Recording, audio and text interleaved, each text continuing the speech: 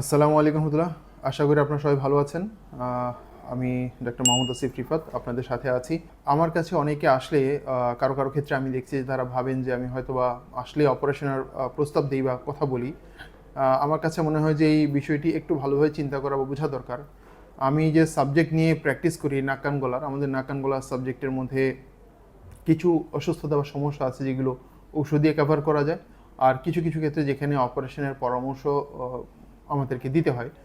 So অপ্রয়োজনীয় বা কোনো ধরনের কারণ ছাড়া অপারেশনের প্রস্তাব আমার বিশ্বাস যে আমি পার্সোনালি ব্যক্তিগতভাবে দেই না, এবং চেষ্টা করি পারতপক্ষে যেটা ওষুধ দিয়ে আপনার কষ্টকে কমানোর সুযোগ আছে সেখানে আমি ওষুধ দিয়ে আপনাদেরকে কষ্ট কমানোর জন্য প্রস্তাব দিই, পরামর্শ দিই। এবং অপারেশন করাও আসলে একটি চ্যালেঞ্জিং বিষয়। এটা আপনাদের জন্য যেমন কষ্টকর, আমাদের জন্য একটা চ্যালেঞ্জের বিষয়। একটি অপারেশন যে একটা পেশেন্টের জন্য হোক বা পেশেন্টের অ্যাটেন্ডেন্ট বা রোগীর লোক যারা আছেন তাদের জন্য হোক, বা এজ এ সার্জন আমাদের জন্য, একজন চিকিৎসক হিসেবে আমাদের জন্য খুবই স্ট্রেসের একটা বিষয়। হয়তোবা আপনাদের কাছে মনে হতে পারে যে অপারেশন করলেই আমাদের অনেক কিছু, অনেক বেনিফিটেড হই আমরা। ব্যাপারটা থেকে বড় বিষয় যে একটা অপারেশনের জন্য আমাদেরকে যে স্ট্রেস নিতে হয়, সেই স্ট্রেসের চিন্তা করলে আসলে আমরা চেষ্টা করি যতটুকু অ্যাভয়েড করা যায়। যেসব পেশেন্টের ক্ষেত্রে বা যাদের ক্ষেত্রে অপারেশনের কোনো বিকল্প অপশন আমাদের নলেজের ভেতর বা আমাদের বইয়ের মধ্যে, আমাদের যে গবেষণা চলছে মেডিকেল সায়েন্সের মধ্যে নেই, সেই ধরনের ক্ষেত্রে আমাদের বিকল্প কোনো পরামর্শ দেওয়ার সুযোগও থাকে না।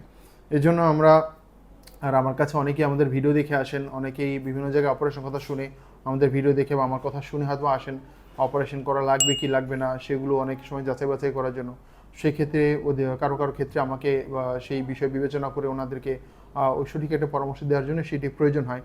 সো আপনাদের যদি কারো এই ধারণা হয়ে থাকে যে আপনারা আমার কাছে আসলে আমি অপারেশনের পরামর্শ দেই, আমি আশা করব যে আপনারা আপনাদের এই ধারণাটি থেকে, আমার ক্ষেত্রে অ্যাটলিস্ট এই ধারণা থেকে আপনারা বের হয়ে আসবেন, এবং আপনাদের সুস্থতা, আপনাদের সেবা, একটি সঠিক পরামর্শ প্রদান, এটি হচ্ছে আমার লক্ষ্য এবং উদ্দেশ্য। আমাকে যেই পেশায় বা আল্লাহ তাআলা নিয়োজিত করেছেন, আমি সেই পেশায় আপনাদেরকে একটি সঠিক পরামর্শ দিতে চাই এবং সঠিক একটা সমাধানের রাস্তা আপনাদেরকে দেখাতে চাই।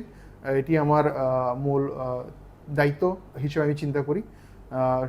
সেই দৃষ্টি থেকে আপনারা ভালো থাকেন, সুস্থ থাকেন, এই কামনাই আমরা সবসময় করি, বা আমি এই জন্যই আপনাদের জন্য দোয়া করি সবসময় যে যারা আমার কাছে পরামর্শ নিয়ে থাকেন তারা যেন সবসময় ভালো থাকেন, এবং যারা সেই অনুযায়ী মেনটেন করার চেষ্টা করেন তাদের জন্য আমার একটা চিন্তা থাকে।